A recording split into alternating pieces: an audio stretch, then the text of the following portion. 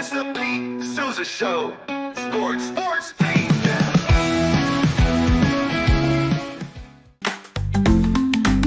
Get ready for epic savings at Best Buy. Right now, you can save up to $700 on select Alienware and Dell gaming products. Perfect for leveling up your gaming experience. Plus, grab the latest Android Google Pixel at an unbeatable price. Don't miss these incredible deals. Shop now at bestbuy.com and upgrade your tech today.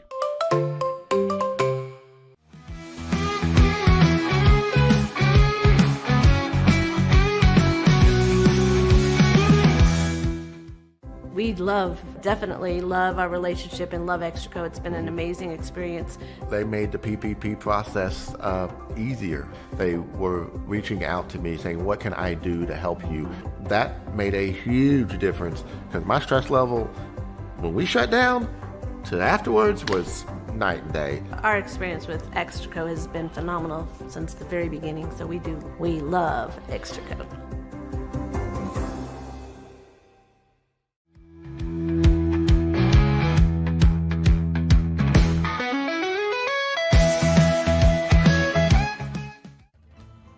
Ready to bring your vision to life? At Small Rig, every idea, design, and product is inspired by you, the creator. With our industry-first under co-design mode and the Dream Rig free customization project, we unite with global creators to turn big dreams into reality. Whether it's a cage rig or mount, Small Rig's versatile gear is built to elevate your craft. Small Rig, where your creativity meets our innovation. Go to smallrig.com.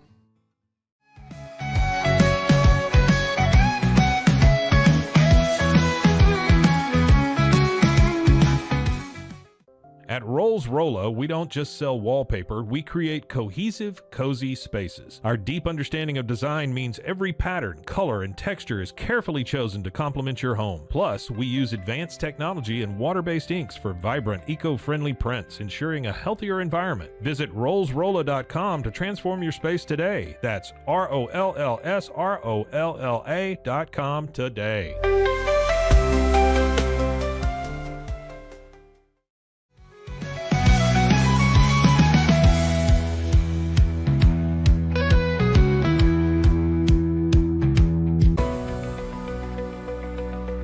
At 25 Home, our ultimate goal is to provide you with a transformative experience, making each day feel like it has an extra hour. We believe your home is more than just a space, it's a sanctuary where comfort, relaxation, and happiness thrive.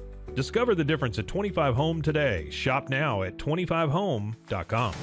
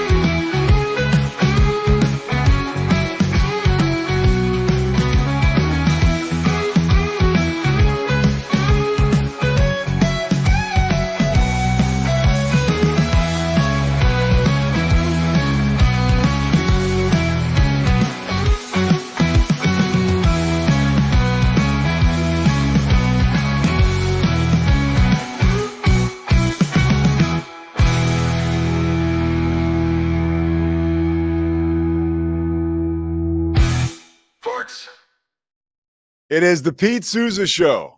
We are live in the Alico building.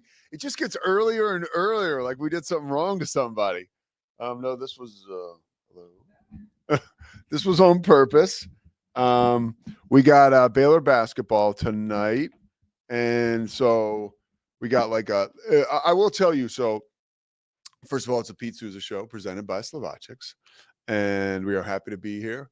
On a Tuesday, there's a lot going on in the world of sports. We'll cover it all or do the best we can to get it covered. I kind of like this, Scotty. You like this a little early in the morning? Yeah, it's kind of – I feel like we're getting a jump start on the day. Of course, we'd like to thank D1. I saw my man Kevin Engelbrecht yesterday from D1 Dallas. He's doing good. Like to thank everybody, of course, from Socorro Family Ford. If you're looking for a whip, get to Socorro Family Ford. Do yourself that favor And then when you're done, you can celebrate over at Slovacek's. This is like literally off the same exit on 35 and West.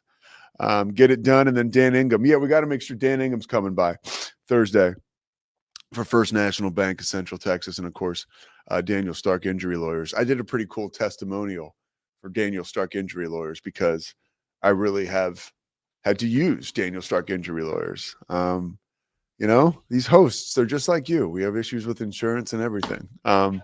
But today is a basketball day for me, although we'll talk a lot of football.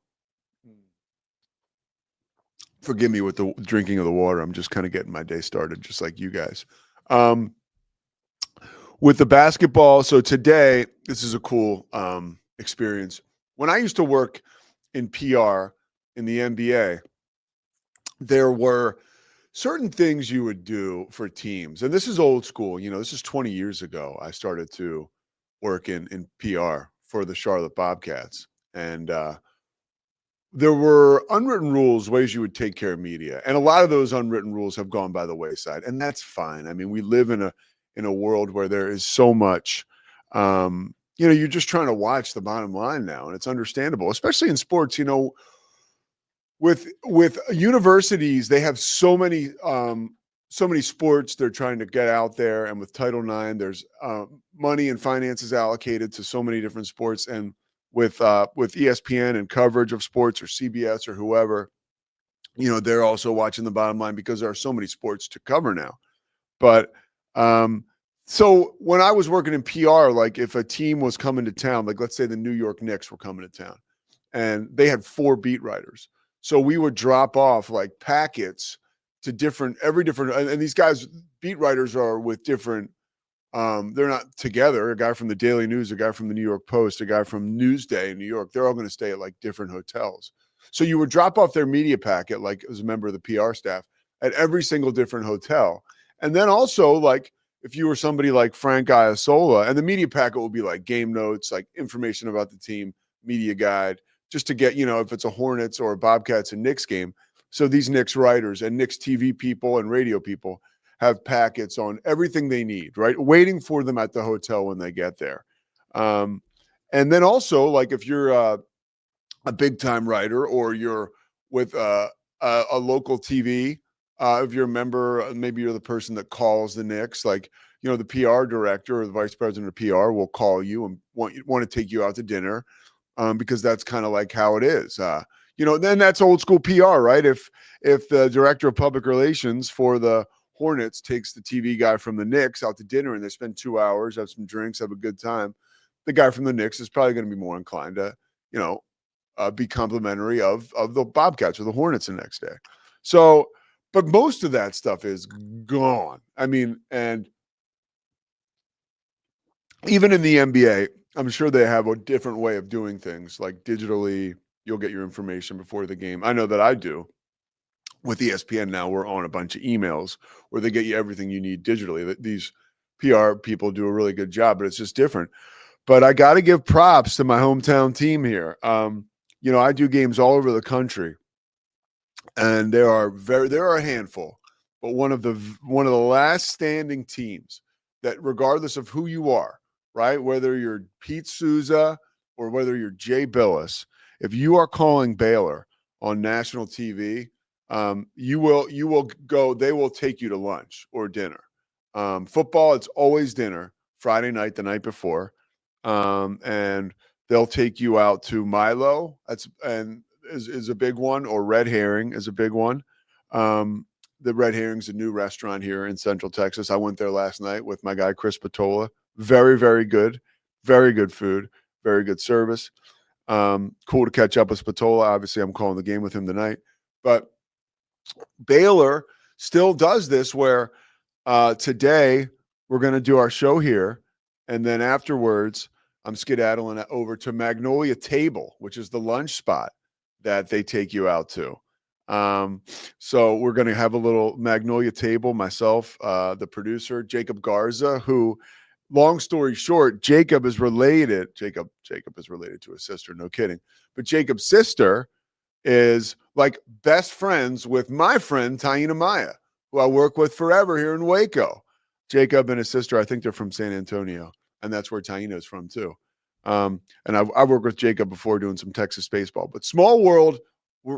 Jacob, myself, Chris, the producer, and some Baylor people are going to Magnolia Table today, which is cool. They still have those like little wrinkles of, we will sit down and we will talk a lot about Baylor basketball, Baylor hoops, the team, also talk about family and life. And, that's how you build relationships with people that actually mean something, is like, you get off the work stuff and you do all that. So that'll be cool. And then after that, we have Baylor shoot around, Cincinnati shoot around at noon, and then Baylor shoot around shortly after that. So Cincinnati is a basketball team, by the way, with a ton to prove, and so is Baylor.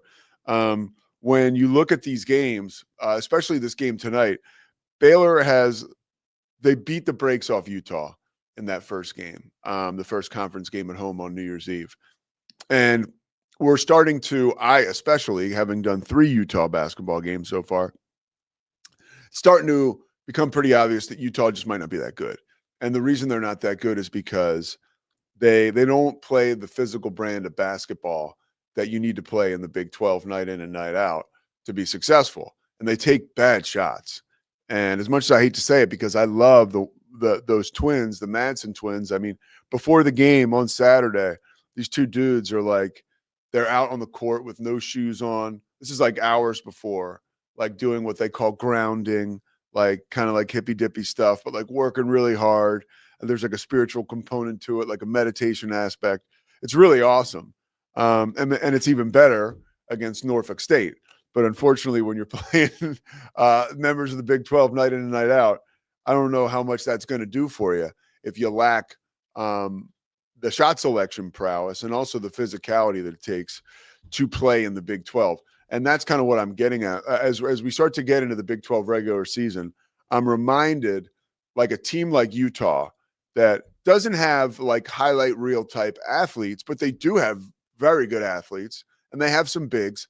The problem is they're not that physical at all. And when I say not physical, I mean their shots they're not necessarily clean threes. They're threes, but a lot of times they're off balance threes, and they're not efficient threes. And then, you're not going into the lane and getting any contact and maybe getting an and one or even getting another team in foul trouble. A lot of their putbacks, or a lot of their like and ones or putbacks and stuff like that. And then defensively, they're just not playing the type of defense you need to win in the Big 12. Now, Cincinnati does, as it brings us to tonight's game again, Baylor game. Cincinnati holds opposing offenses to like 60 points. And this is where we get to Baylor and some of the interesting things going on around that program. I just talked about Utah maybe being not that good this year. Well, Baylor's obviously convincing and exciting win on New Year's Day in their first conference game at home came against Utah. But the worse Utah starts to look, the more a game like this tonight is really important for Baylor, because a week ago, Cincinnati was ranked 16th in the country. Now they've lost 2 in a row on the road at Kansas State. And then they were down by 19 at home against Arizona, came all the way back, but they lost that game too. So Cincinnati has a lot to prove. But they're going to come at Baylor defensively. And I think over the course of the next few weeks here, as the Big 12 gets cranked up, some questions will be answered by the Baylor basketball team. One, who can shoot on that team? And that's going to be a big deal, because if you look at Baylor's lineup, right, there are certain lineups that Baylor has that they play out there a lot. The 2 best athletes on the team are the 2 freshmen, in my opinion, right? Edgecombe and Rob Wright. They might be the 2 best players on the team. Omier is unbelievable as far as somebody who is a skilled big. He's a double-double every night. He's a star. But when he's taking threes, he'll shoot you out of a game. And he took a lot of threes against Utah. They weren't very good threes, but it didn't matter because Baylor was up 30. But against Iowa State, he took a lot of threes, and you could say he may have shot them out of opportunities at certain points of the game. Scotty? Hey, I like what you're saying, Pete. I was just looking at, we got a comment, and I want to throw it up here and see what you think. this guy or gal, I suppose, Bear the Truth is the YouTube name, says, Bear. why is nobody talking about the loss of all the assistants? And they clarified in a second, assistant coaches as the root of the problem for Baylor. Okay. Do you have a comment on that? No, but you would think, yeah, I do. You would think that was like, I swear I didn't come up with this one myself. Okay, so I was actually talking to somebody about this last night, somebody who knows a lot more about basketball than I do. Is this Bear the Truth? Thanks, brother. I think that it's a big deal, and it's a bigger deal than people are letting on. Now, regardless of when you have success as a team, you're going to lose assistant coaches, right? It's what happens. And so that is the world we live in at Baylor. To lose two, like highly estimable head coaches or assistant coaches like Alvin Brooks and John Jacobs in the same offseason is a big deal. And I'll tell you, it's an even bigger deal because of the climate we're in now, college basketball wise, which is when you have so much turnover every year from a personnel standpoint, it's difficult when you have that kind of turnover from a coaching standpoint. Now, Devin Nunez is an awesome assistant coach. And not only is he extremely bright, but apparently he's been working his ass off too. And I think that to the delight of Baylor assistant coaches, and also when you talk about Baylor's roster, like you still do have like big time assistant coaches, like Bill Armstrong is a great assistant. Steve Henson is a great assistant. You know, Tweety Carter is a younger assistant, kind of maybe learning. But the coaches are there, but the adjustment is taking place right now too. Just as, you know, I talked to somebody, a coach this week, a guy from Texas Tech, one of their assistants, and we were talking about the transfer portal and coaches and how important coaches are, the stability of coaches in this era. And a lot of times you'll see it, and you may see it in Baylor. Now, you know, I think Brooks was more the defensive guy. Jacobs was more the offensive guy. But when you look at the way that teams talk on defense now, one or two passes into an offensive set, that forces the back end of your defense to really hold up because they have to communicate and talk. So a lot of times that's why offenses are so hell-bent on moving the ball around the perimeter before they'll get into offensive sets, because they're working to break down the back end of that defense, right? Who's going to – are they not communicating on the baseline so guys won't get there? And I think that those are the type of things in a situation where there's turnover on the coaching staff, that those little nuances, those little nuanced details can get lost in the sauce, I think. And so, yeah, I think that that's a great point. And I think that that's something, honestly, Bear, that me and Chris were talking about, we'll probably mention in the broadcast. We were eating last night, and I brought that up to him, and he was like, that's a good point. We should talk about that, because by no means is it like a knock on Devin Nunez or Tweety Carter or Bill Armstrong or Steve Henson. But the fact of the matter is, if you have two people, it's like if you're a family and you got two twins in the family, and the family's doing great, like from an emotional standpoint, but all of a sudden the two twins go off to college in the same year. There's going to be like a shift in the family dynamic at home, even if things were going roses. And I think that, like, you plug in new circumstances, new coaches, it takes a minute. But the good news about a change like this is that it's happening everywhere. Like, it's not just us. Like, it's the situation with changes in coaching, and particularly the personnel. Every team is trying to figure out who they are as you get towards, you know, the middle now of the conference slate. I mean, you want to know who you are now, but a word now that I think has become a kryptonite for a lot of these coaches, especially early in the season: ask a coach what their identity is right now, really. And if you get an honest coach, they'll, you know, some guys will say, like a Kelvin Sampson, if you watched them play last night, it was just scary. I mean, literally, they were up early by 11 on TCU, and then eventually they just did what Houston does, especially at home. They just wear your ass out defensively. And Houston's actually making a lot of shots, 3-point shots. So you could say they're 3 and D, but regardless, they're always going to be D. You know, talking to Scott Drew, talking to Wes Miller today, like, I'll be interested to see what they say that their strengths are, right, on defense, or excuse me, what their identities are. So that's a great question. Man, that was good, huh? Did you type that question up? No, that wasn't me. That was Bear the Truth. Bear the Truth. I mean, literally, I was just talking about that last night. Give me some thoughts, Scotty. Here's my thought, and I think we're having Cam Stewart third segment. I think he might have a thought on this too. I know a lot of Baylor fans that feel like Scott Drew, and I don't know that this is true, but because we got Isaiah Austin and Perry Jones way back in the day. Yeah.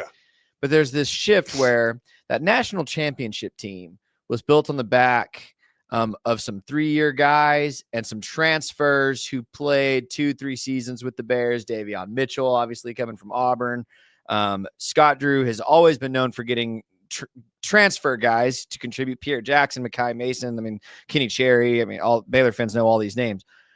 But there's been a shift where we've almost every year we get the stud one and done. Keontae George, Jacoby Water, Eves Missy, now VJ Edgecombe. Rob Wright might end up being a one and done, right? He's playing so well. And it feels like, and this is happening in football too, but I don't think you're seeing it as dramatically. It seems more difficult to build that team chemistry. You're talking about identity. Like when we're relying so heavily, Baylor's never really been like a big one and done program.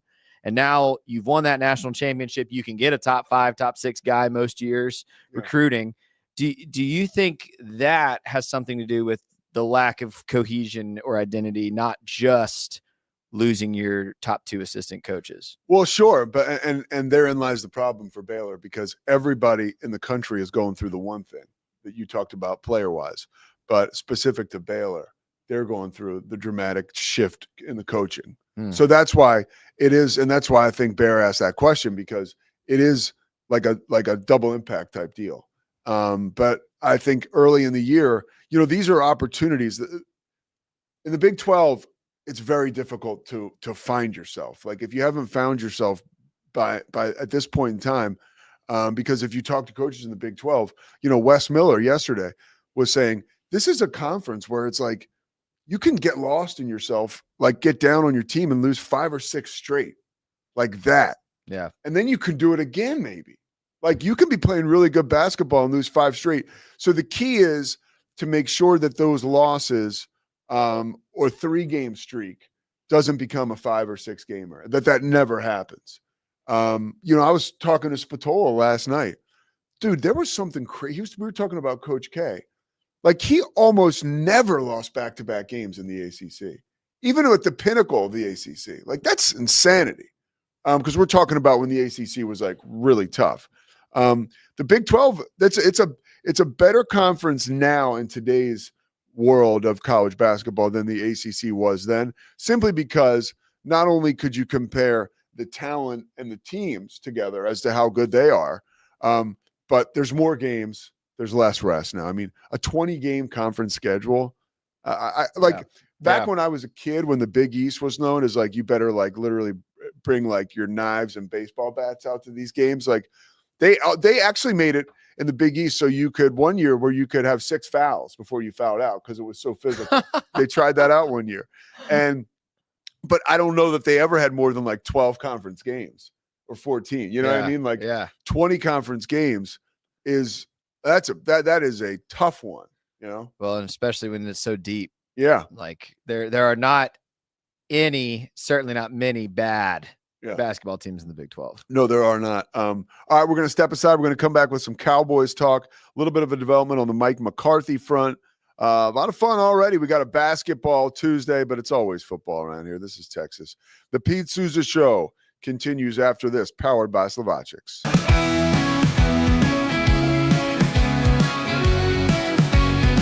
Nobody tells our stories better than our clients. The difference is stark.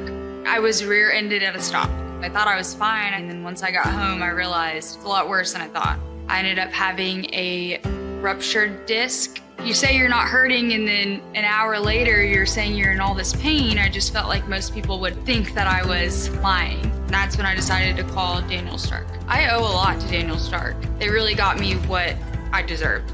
The difference is stark.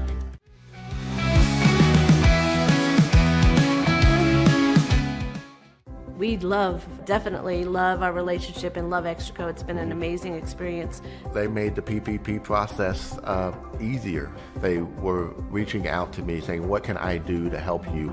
That made a huge difference because my stress level, when we shut down, to afterwards was night and day. Our experience with Extraco has been phenomenal since the very beginning, so we love Extraco.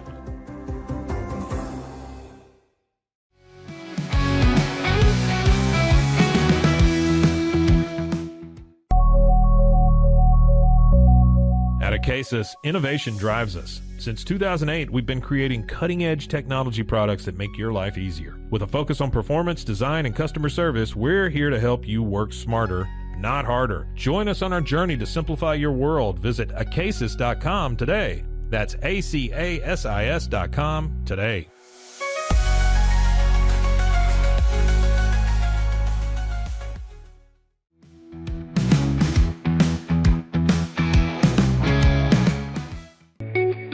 Unlock a world of convenience with Mully Box, your one-stop solution for personalized subscription boxes delivered right to your door. From gourmet snacks to unique finds, each box is tailored to your tastes. Experience the joy of surprises. Subscribe today at mullybox.com. That's MULLYBOX.com.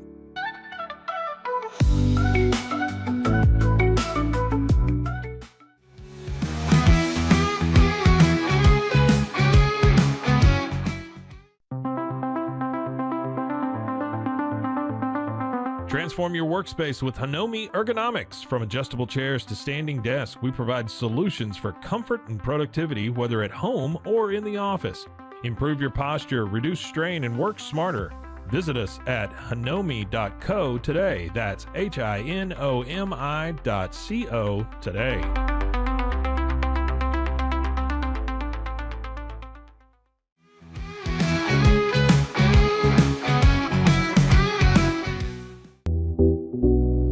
Unlock your full potential with Onnit, your go-to for premium supplements, fitness gear, and wellness essentials. Whether you're training hard, recovering faster, or just looking to feel your best, Onnit has the tools you need to perform at your peak. Visit Onnit, that's ONNIT.com, and elevate your mind, body, and spirit today.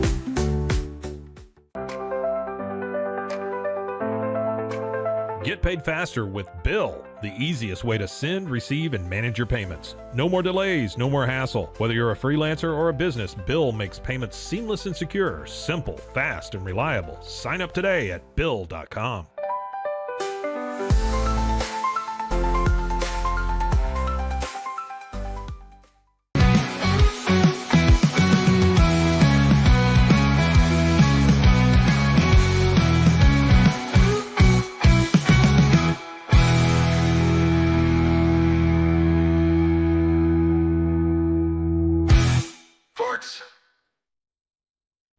We are back here on the Pete Sousa Show on a Tuesday. We transitioned from basketball talk to the NFL. I mean, where else would you go right now? Chicago Bears have requested permission to talk with Mike McCarthy. And this is where it starts to get really interesting. Like the latest news on this, from we can give you from behind the scenes. First, let's give you the report now. According to ESPN and other outlets, the Chicago Bears have interest in Mike McCarthy as a candidate to become their next head coach. The Bears have reached out to Dallas for permission to interview McCarthy. Now, the Bears need permission because McCarthy is still under contract with Dallas until next week. This is actually till 1 week from today, till the 14th. The Bears are said to be waiting for an answer from the Cowboys about the interview request. That is the latest as of this morning. This is a situation and that request that could start to expedite this situation now with the Cowboys coaching search. Talking to people around the Cowboys coverage and beat yesterday. We talked to Mosley here in person. I talked to another guy close to the team that said, if Jerry gets the feeling, this is what people around the organization think. And I heard it from Mosley and somebody else. If Jerry gets the feeling that Mike McCarthy wants to leave the Cowboys, he will that only sways his decision. You know, he's one of those guys, right? which it's not like, okay, you're doing your due diligence, trying to cover your ass because you might have a job with us. No, I think, as I've been told, Jerry sees that as like, oh, what happened to your loyalty to me? And so if you want to go coach the Cowboys, like, well, go coach the Cowboys. We'll find somebody else to coach, or coach the Bears. You coach the Bears. We'll find somebody else to find the Cowboys, to coach the Cowboys. And so this is, I think that this makes this sort of combustible. And I think over the next 24 to 48 hours, we could hear something a little more concrete about this situation. So as we get ready for the slick roads and icing and freezing here in Dallas and Central Texas, where we feel like we're slipping and sliding all over the place, we could get a little more firm with the Cowboys over the next few days. One thing that I've got to talk about, Mosley mentioned it here, and I had to see it for myself. Jerry Jones apparently on Landman was unbelievable. Like, so good, we want to share it with you. So, spoiler alert, if you watch the show, I don't want to screw you up. I'm watching it, and I haven't seen this episode, but I'll take my chances. Scotty, let's roll. Okay. I mean, there's more to that clip, but I don't need to see anymore. That was amazing. Now, the one thing I'll instant reaction to pour a little water on it, it's not necessarily acting when you're playing yourself. But he did a hell of a job. Well, so this is really smart. So, like, I'll give you an example. Like, I really enjoyed several years ago when that comedy came out with Bill Hader that co-starred LeBron James. Yes. Because LeBron is playing LeBron. Yeah. But he is acting and he's dramatizing things, right? Okay, Trainwreck. That's right. So LeBron was really good in that. He was. Awesome. He was incredible. Yeah. Jerry's incredible in that. And you're right. This is smart writing because he's playing himself. So that note about his kids, I'm sure there's truth to that. Yes. But what I noticed, that's the second time I've seen that. What I noticed watching at that time, his timing and his pause to kind of catch his breath. Well, how about when he pauses and he looks at Billy Bob? And yeah. he goes back. As he kind of looks like he's about to cry. Whoever directed him in that episode deserves major applause. Well, it's a Taylor Sheridan deal. I can guarantee if there was one day he was probably on set, it might have been that one. Yeah. That was very, very good. And go ahead, keep going. No, that's it. I was just going to say it's the brilliance, the combination of, yes, he's playing himself. He's sharing some true things about his life that I'm sure he means. But then, whoever directed his timing and his pauses. And there's a couple moments he kind of catches his breath and purses his lips and looks like he's about to cry. It's like, I believe this is real, man. You totally buy it. It was very good. It reminds me back to my guy, who I've always looked up to forever, Howard Stern, in the movie Private Parts. Like, he knew he wanted. They were going. There was a while where he was screwing around, and there was an issue with some of the script stuff where they were going to have Jeff Goldblum play him, and he was like, "No, a big part of this is I have to play myself, because I feel like nobody can do it like me." And initially, he said he showed up to the set and was just like ad-libbing. And Ivan Reitman, the guy who was overseeing the whole production, was like, no, dude. Like, you read you prepare. We're going to get the lines for you. It's your job to bring in your inflection and your experience, like physically or how you emote. But we'll handle that. So it's not like Jerry went out there speaking to his acting chops. He didn't just go out there and make that up. And at least the history would probably say he didn't. But that was good, dude. It was.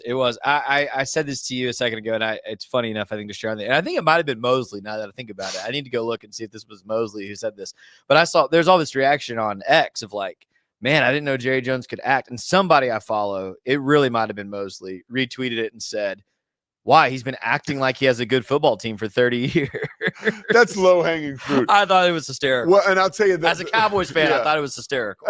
And the Oscar-winning performance, or maybe Emmy-winning performance, we could say, because it's going to be TV, will come when that Netflix show comes out, because I'm interested to see what that's going to be all about, because it's hard to – you could talk about the economic success that the Cowboys organization has had, and I'll buy that all day long, but you can't tell me they've been successful on the field because they just haven't won a Super Bowl in 30 years. One other thing I want to talk to before we get to Cam in our last segment is more on the Fox Sports lawsuit. I devoured that yesterday, and it's like the person I hate to admit that I am finds that stuff so interesting. I was watching and I went to the eyewitness guys. I went to Marcellus Wiley, who worked at Fox while this was going on. I was reading and listening to all the stuff he had to say. I was Jason Whitlock, who I consider radioactive. I even went there, and spent some time listening to Jason Whitlock and what he had to say. Jason Whitlock, by the way, he still has a hold on me because he wrote for the Kansas City Star for so long. He was on the Sports Reporters when I was a kid on ESPN. There still is like a legitimacy to that dude as a and he played football in Louisville. He's a complete, he's a character. He's a caricature of a human being. Yeah. Scotty is not happy with Jason. Nobody, Jason Whitlock sucks. All right. I was going to say there is nobody. I even hesitate to call him a member of the sports media. There is nobody amongst the sports media that I detest more than Jason Whitlock. Sidebar on Jason Whitlock. Do you remember when he had Art Briles on his show 2 years ago? Do you remember that? 2 years ago, he had Briles on. I feel like that's ringing a bell. I don't know that I watched Which it. I kind of wanted to be like, if somebody want to get to art, that's a place where art shouldn't even go. You know what I mean? You should be like, no, I don't want to. Yeah. Hey, man, that's actually not going to help your image, believe it or not. Yeah. But so everybody was given firsthand accounts of what they witnessed. And the craziest thing is yesterday I talked about it on Sunday night when I saw the report and I saw some of the legal filings that were, leaked to the media. It was about Skip Bayless, right? The suit was for Skip Bayless for sexual harassment, but Joy Taylor was the one who gets dragged the most because in the outlet or in the report, first of all, everybody is given credibility to this hairdresser, the woman who filed the lawsuit.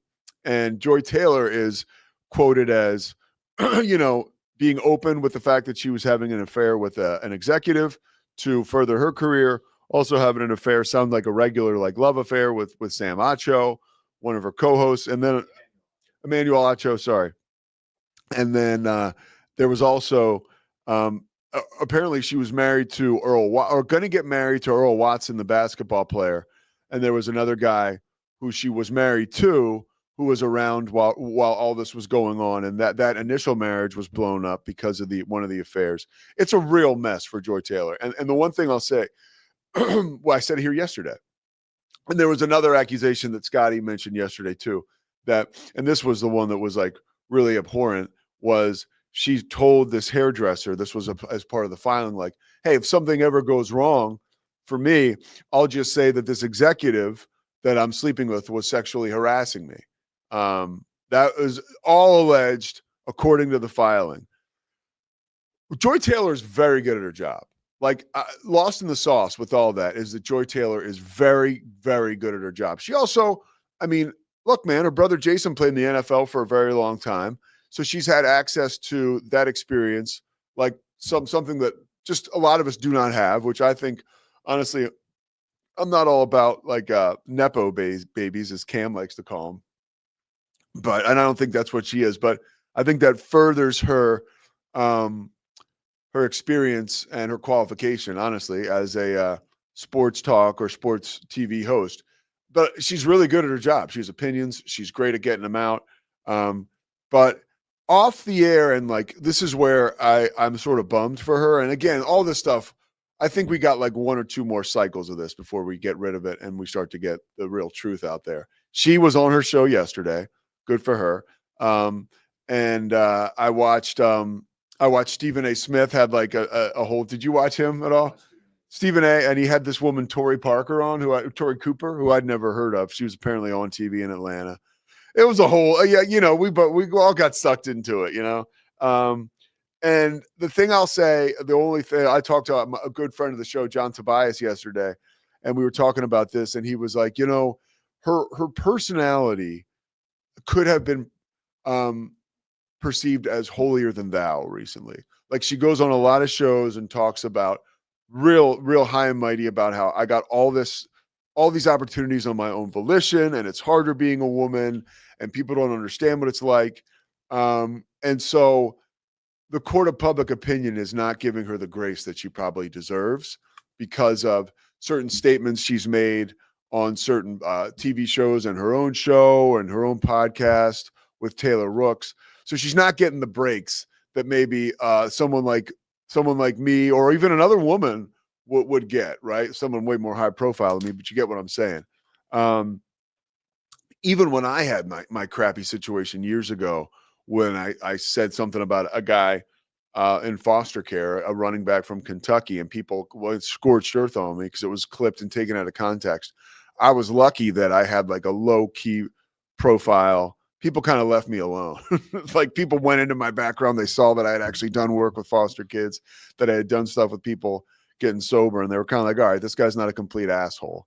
We'll give him a pass maybe. But like, it's weird. Like the whole body of work and who you are sort of matters sometimes. And again, this doesn't mean that Joy Taylor will lose her job. It does not mean that she's a bad person. It doesn't mean that any of this is true. It's strictly, we're talking about the reaction and the societal move toward her and not the actual intendant of the lawsuit, Skip Bayless. I find that to be interesting. Scotty, any thoughts on this? No. That's it, man. Yeah. And by the way, far be it for me to act like I'm perfect, but yeah, it's a very interesting, salacious report. And I wasn't, another thing that was interesting too, is like to hear someone like Stephen A. Smith tap dance around the topic. He's using words like what have you, and like, being like extra legal, and then Classic. Right? Yeah. He's very classic in his reporting of it. I was like, he's going back because Stephen A. Smith, one of his heroes is Howard Cosell. And a lot of times he will pick up and use that same vernacular and take on that like very sophisticated news tone because he wants to be careful. Because Stephen A. Smith is not a dummy. He knows that although he's never exhibited type of behavior like that, that he's not that far away from being dragged into a lawsuit like that. He made it clear to say, I wasn't in the room. I don't know, but that's not the Skip Bayless I know. And he's like, and I would hope if something like this would happen to me, certain people would have that same approach. All right, Cam Stewart, if something happened to me, I believe that Cam would come forward and say, that's not the Pete Sousa I know. But we'll find out after this. The Pete Sousa Show rolls on.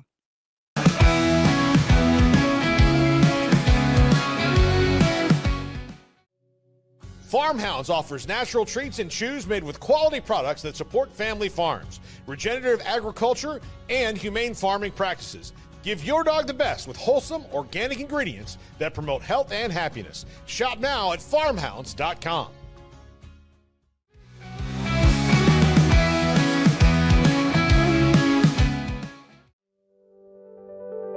Overwhelmed by your inbox? Clean Email is here to help.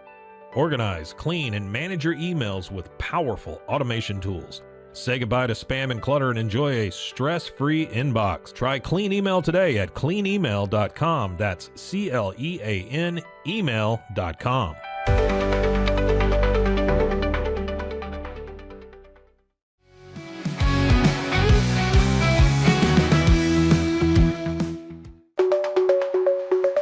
Protect your online privacy with NordVPN. Browse securely, access content from anywhere, and keep your data safe with military-grade encryption. Whether at home or on the go, NordVPN ensures your digital freedom. Stay secure. Download NordVPN today at nordvpn.com. That's NORDVPN.com.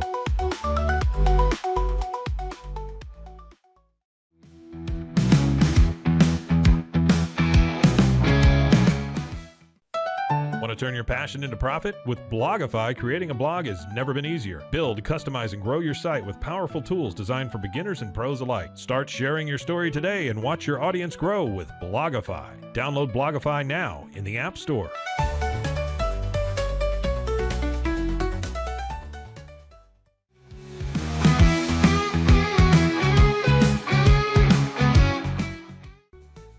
Easy Sun has been living fearlessly under the sun since 2016. Born from sailors' need for convenient sun protection, our mineral sunscreen is crafted with natural ingredients offering broad spectrum protection against UVA and UVB rays. Safe for your skin and the environment, stay protected on the go with Easy Sun, your ultimate sun care solution. Visit EasySun.com today. That's EEZYSUN.com.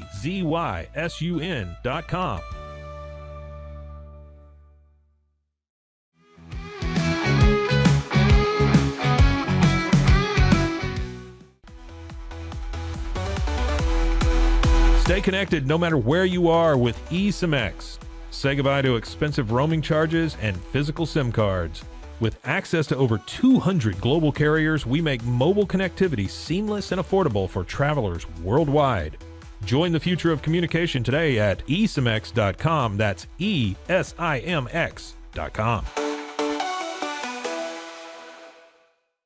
At Tusain's, we understand that maintaining a healthy lifestyle can be challenging, especially in today's fast-paced world. That's why our mission is to make fitness accessible to everyone, anywhere. Committed to excellence, we adopt a user-centric approach guided by ergonomics and medical science. With a team of seasoned professionals in R&D, design, and manufacturing, we prioritize quality across our entire product line. Visit Tusains.com today and start your journey to better health. That's TOUSAINS.com. Protect your car with 3W Liners all-weather floor mats. Made from durable materials like TPE and rubber, our mats are designed to withstand rain, snow, and mud with deep grooves to trap dirt and liquids. For a custom fit and advanced protection, visit 3W Liners. That's the number 3, WLINERS.com today.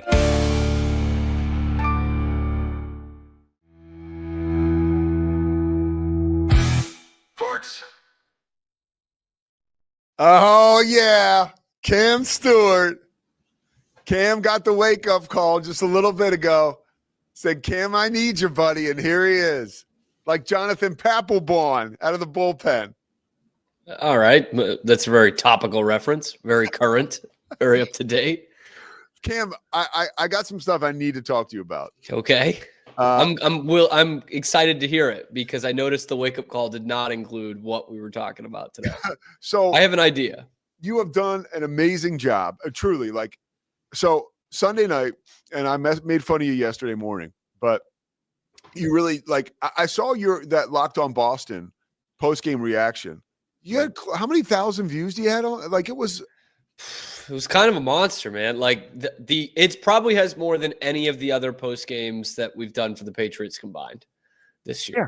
I mean, we had over 200 people watching it live, which I don't even know how it reached that many. By the time I checked it out, there were 3,000 people who had seen it. Yeah. Look, that's what the Cam Stewart brand brings. What can I say? So now we've got it takes time, but tens of thousands of people have finally arrived at the Cam Stewart party. And they're just in time for the last game of the season, by the way. Yeah, go ahead. But they're pissed, dude, just like you. And I was listening to Bill Simmons talk a little bit about it yesterday on his pod.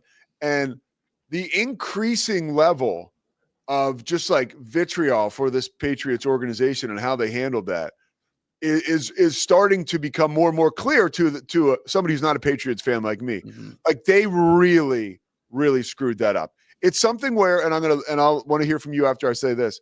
It reminds me like this kind of shit was going on in the 70s all the time. You know, when like the Sullivans owned the team, or like for me in Philadelphia, right? Like Leonard Toews was our owner. You know, you got like an old drunk guy making decisions. Like, it's a mess. But like this is 2025, dude. Like, this should be way more thought out than a 1970s situation, right? I mean, yeah, it should be. It should. And honestly, the only thing, like the best analogy I could think of it was like the Crafts going for a heat check. You know, that guy who's made 3 straight threes and he pulls up from 40. Like, heat check. Like, that's what they were doing with this Gerard Mayo decision.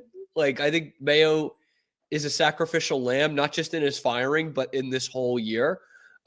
Because they said, oh, you know, we just had the greatest dynasty in the history of sports with the context, right? Like, we can do this without Bill. Like, we are the owners of all of this. And so let's continue the Patriot way. Let's bring in a guy we know and love, and Gerard Mayo. And he has coached a little bit before. Yeah. Inside, outside linebackers. That's fantastic. And like this Patriot way structure that we have in place, this culture that we have in place, will win the day. And yeah, we won't have a great year this year, but it's going to start to have the building blocks of what it was like in 2000. And then we'll have another 2001. And that's never happening. Like, that's not happening. 2001, for as respectfully as I can say this, was a fluke, right? Like, you know, it was obviously a great team and great players and great coaches, and they did a great thing. And they won 2 more Super Bowls a couple years later. But that doesn't just happen. You know, it doesn't just, you don't start out 0-2 and 5-5 and go to a backup quarterback and win the Super Bowl. Like, it just doesn't happen. And the fruits of the 2001 labor is kind of what creates the culture of the Patriots that comes and the championships that follow. And you can't just pull that out of a hat again. And I think they realized how bad the mistake was a year later by saying out loud, we really didn't have a plan. Like, we thought this was going to work, and that the Patriots vibes was going to be all good, and that we weren't going to be like every other team in the league. And you're just like every other team in the bargain basement, dude. Like, that's where you're at. Is the Patriot way like totally gone and dead? Sure. Yeah.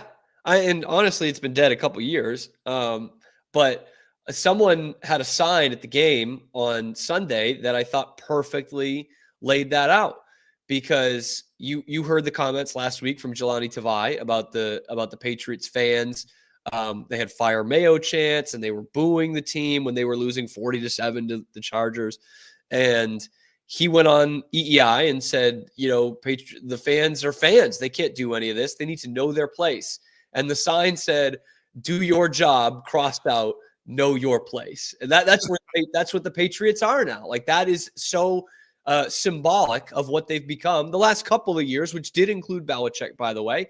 But this year, the Crafts used the terminology through the media of off the rails. Like, this is off the rails. This is really, at this time, you could argue it's the worst run organization in football this year. Now, so that's, obviously I know your answer, but like, I guess the question now is, how much are the Crafts to blame for where you are right now, for everything that you experienced, dissolving as quickly as it did? Because you can go back. I don't know, Cam. The most recent one I can think of is the Bulls dynasty, when they just, the last dance, and everybody, don't let the door hit you in the ass, and we'll handle it from here. And the organization clearly has not been anywhere near the same since. And I think that some of these GMs and these ownership groups start to believe that really I had the keys and the recipe to this, but that couldn't be further from the truth. At the end of the day, it kind of all comes back to ownership. You have a terrible roster. You made a terrible call at head coach, and there's a ton of question marks around your player personnel development and your front office. Like, that's all handled by ownership. Everything is a reflection of ownership. And if you want to take the applause that we give you for 20 years about putting this all in place, then you kind of have to take the shit when it's not in place and it's really bad. You can look at how bad the roster is and how inexperienced the GM is and how over his head the head coach was, and probably the two coordinators too. But that all comes back to ownership.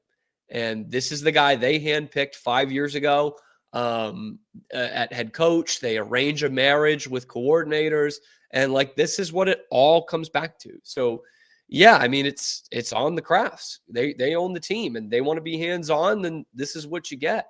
Okay, so can this, if you're a Patriots fan, can this thing do a 180 with the hiring of Mike Vrabel? Like does that? Okay, we're because it happens like that in sports, right? I would imagine if I was having a problem with my head coach, my head coaching situation at my organization, but my team hired Mike Vrabel, I'd probably feel pretty good about it. Yes. It's not a 1-year fix, but yes, it can absolutely be fixed. Because for as much as I dump on the Crafts now, and I've kind of been steadfast with this, even though some Patriots fans have forgotten about it, they traded for Bill Belichick, who was at that time a failed head coach, a glorified DC, like a good DC. He was Rex Ryan at the time. Right? Rex Ryan got the Jets to an AFC championship game. He had a good little run. So did Belichick in Cleveland, and then the wheels fell off. So they traded a first-round pick for this guy who was refusing to coach another team in their division. And so that took a lot of balls, and it was the right move. It was a really risky move, and it was completely right. And so I say that to say, it's not like the Crafts have just been completely in over their head, trying to figure out what a cow says for 25 years. They do understand something about running this thing. And so, yes, it can be turned around. And I think the Vrabel interest that's come out in the last couple of weeks through the media is absolutely a factor in firing Gerard Mayo after 1 year. They say we've got a guy who fits what we know is the Patriot way, and he actually wants to coach here.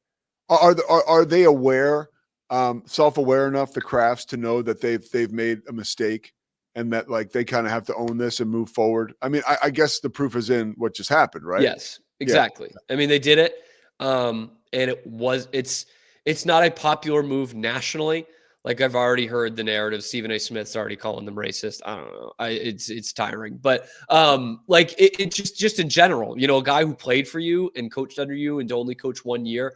Rodney Harrison was kind of dragging them on Sunday Night Football postgame, saying, "How do you give a guy only 1 year?" So nationally, it's not that popular a move, but I think they made the decision. If we want to split hairs, and I think this is a real grievance, they should have done it before the game when it seemed like that was their call. But they do it pretty swiftly. And I thought Kraft handled the press conference pretty well yesterday. You know, basically saying, "Yep, this was my mistake. I thought we had a direction here. We didn't. And it was a tough choice to make." And yeah, like I actually think he handled it really well. He took all the questions himself. He didn't pawn it off on other people. Like he kind of did a little bit with Belichick at the end. So yes, I do think they still have that. And it was kind of a refreshing silver lining to see that they still have that common sense. How do you think that he will exist in that locker room, Vrabel? Because now it's back to like a Belichick vibe, right? Which a lot of will these players buy in? Is there anything you know about that? I think there will be an easier buy-in. There are reports coming out today from some anonymous players that were like saying that it just felt like there was no direction in the team. Like one thing they were preaching one day, they were preaching a different thing the next day. It felt like they were kind of figuring it out as they went along. And like we learned this with Belichick for so long, like professionals don't want that. I think most professionals would rather take the hard ass that's going to be really on them. Belichick, obviously a different level. But like the real pros like that, you know, Lane Johnson with that quote before the Super Bowl, which of course the Eagles won, but saying like, "I would never want to play for that. We want to have fun. It's a game." Yeah. Like most pros are willing to deal with the Belichicks of the world if it means winning. And I think most of the successful coaches are like that. Like Andy Reid is a happy-go-lucky guy in the media, and he seems like a very nice guy, but I think there's accountability in that franchise or else they wouldn't be winning Super Bowls. And it felt like there was no accountability from the top down in this team this year, from the ownership to the coaches and then rubbing off on the players. I think they want that accountability, hard ass, do your job kind of message. And Vrabel will probably not drag as much as Belichick did, but I think that the real pros want that. And you got to remember, too, some of the veterans that they re-signed to this team are Belichick guys. Guys like Jabril Peppers. We'll see what his future is, what the rap is. You know, Barmore was drafted by Belichick. Most of these guys are used to playing in a Belichick culture. Okay. Still. I think it works. I'm a Mike Vrabel guy. So I think Mike Vrabel's a dark horse for the Pro Football Hall of Fame, if we're being honest. Is he like an extension of Belichick? Do you see him as Vrabel? In the good ways. Okay. Yes. Because that's what people were saying about Mayo last year. He had only played and only coached under Belichick. And then you run into the issue of, "Oh, I got to hire coordinators, and I've never been outside this organization." Mike Vrabel has not coached in this organization. So he gets the best of Belichick in terms of what you saw when he was winning Super Bowls in the early dynasty years. And then he went out and became a successful head coach on his own and has coached in a couple of different organizations in this league. He's coached in college. He has an actual contact and address book that Gerard Mayo did not have. He's not just, at least not yet, going to bring in, you know, kind of the Belichick cronies. I don't know if you've seen North Carolina's staff, because right now it's Belichick, Stephen Belichick, Mike Lombardi, Matt Lombardi, and Freddie Kitchens. That's the UNC staff, like straight out of central casting. Like when is Patricia getting his offer? Did you see yesterday when they called McAfee from the car Yes. That was the most pathetic I've ever seen Bill Belichick look. It looked like he was like using a favor to promote North Carolina on the Pat McAfee show. It was like a nothing interview, and it was in and out. It was a glorified cameo, man. Muscle. It was like a glorified cameo birthday message. It was like, yeah, sure, I'll do this. Yeah. I don't really deal with the Patriots anymore. That's Robin Glazer's problem. Classic Robin Glazer name drop in there. Yes. It was great, dude. It was great. It was great. All right, Cam, what's coming up on the Cam show today? We are going to talk a little bit about that appearance on McAfee. We're going to talk a little bit about Kraft's press conference and the fact that the Miami Heat, who are up there with my least favorite team in sports, thinks that they can compete with the Celtics even without Jimmy Butler. I'm excited to break that down. I'll give you one more too, a little nugget. Like the more and more I get ready for this game tonight, Baylor and Cincinnati, there could be trouble for Baylor. Like you went on Locked On Baylor yesterday and said there's no trouble. Cincinnati sucks. Baylor's going to win. Not tonight. They're going to win tonight. Long term. Okay. All right, we can talk later. Maybe that's another Locked On Baylor appearance. All right. All right. Can't wait. All right, Cam Stewart, thank you so much. Coming through big time. There was a story I wanted to know about this morning, and that was it. And I woke you up and got you out of bed for it, and you delivered the goods, buddy. I try. I'm good for a Cam show appearance Wednesday, Thursday, or Friday. You let me know. Can't wait. All right, brother. See ya. Cam Stewart closing the door on what I would say was a hell of an episode. Scotty Swingler, Pete Sousa, we're back tomorrow at our regular time, 10 a.m. Who knows, though? We're going to keep you on your toes. Thanks. What was his name? Bear the Truth. Appreciate you, brother. Hopefully we'll see you soon. Everybody have a great day. Tonight I'll be on the call for Baylor Cincinnati, so check that out if you can. Otherwise, we'll talk all things sports tomorrow morning. Thanks to Slovakics. It's the Pete Sousa Show. Sports. We definitely love our relationship and love Extraco. It's been an amazing experience. They made the PPP process easier. They were reaching out to me saying, what can I do to help you? That made a huge difference because my stress level, when we shut down, to afterwards was night and day. Our experience with Extraco has been phenomenal since the very beginning, so we love Extraco.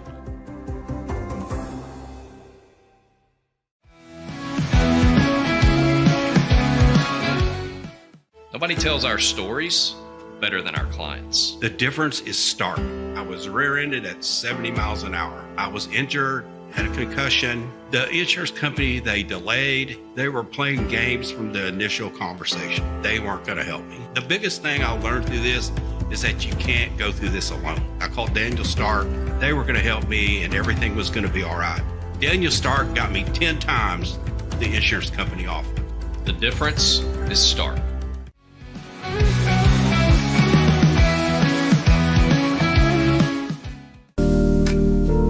Experience the future of secure private cloud storage with Internex. Protect your files with end-to-end encryption, ensuring your data stays private and accessible only to you. Enjoy seamless, fast storage without compromising security. Visit Internex.com today and take control of your digital life. That's INTERNXT.com today.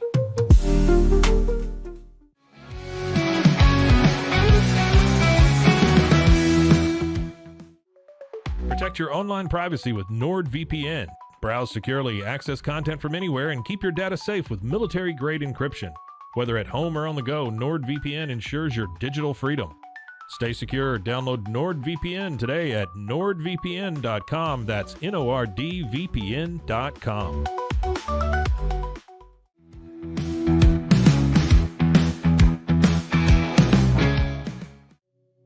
Farmhounds offers natural treats and chews made with quality products that support family farms, regenerative agriculture, and humane farming practices. Give your dog the best with wholesome, organic ingredients that promote health and happiness. Shop now at farmhounds.com.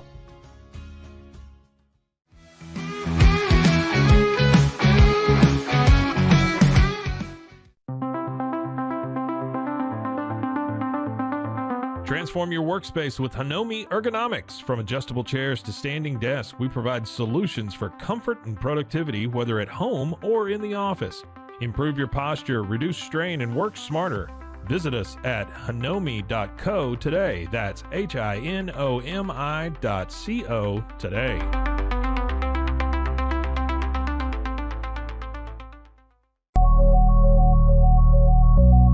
At Acasis, innovation drives us. Since 2008, we've been creating cutting-edge technology products that make your life easier. With a focus on performance, design, and customer service, we're here to help you work smarter, not harder. Join us on our journey to simplify your world. Visit acasis.com today. That's ACASIS.com today.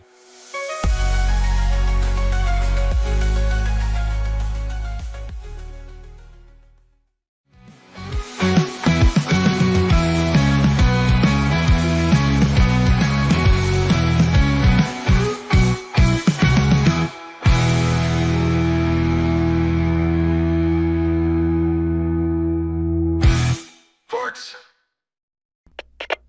We are Rogue Media Sports.